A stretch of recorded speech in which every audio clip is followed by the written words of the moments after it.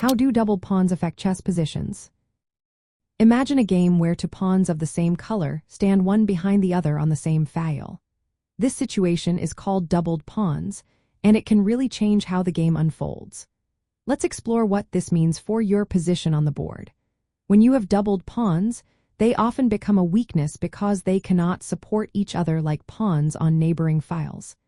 This makes them more vulnerable to attack from your opponent's pieces. If they are isolated, meaning no other pawns on adjacent files, they become even easier targets. This weakness is especially noticeable in the endgame, where pawn structure is key to creating passed pawns and controlling territory. But doubled pawns are not always a bad thing. Sometimes, they help control important squares that are hard to reach otherwise. For example, doubled pawns on the A file or H file can cover nearby ranks and limit your opponent's piece movement. Another benefit is that doubled pawns often open or semi-open files for your rooks. When pawns are doubled, the file next to them may become open, giving your rooks a clear path to attack. This can help you activate your pieces and create tactical chances. The stage of the game also matters. In the opening and middle game, doubled pawns are not always a big problem because you can often fix or use the open files to your advantage.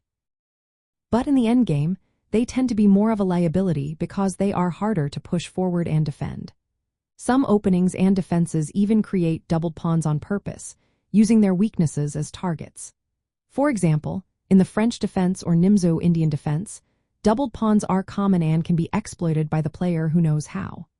However, in some cases, doubled pawns can help protect the king or control key squares, making them useful rather than harmful. The key is to evaluate whether the doubled pawns are limiting your mobility or creating weaknesses you can attack. Overall, doubled pawns influence a position in many ways. They can be weaknesses or opportunities depending on how you use them and the stage of the game. Understanding when they hurt your position and when they can be turned to your advantage is a big part of good chess strategy.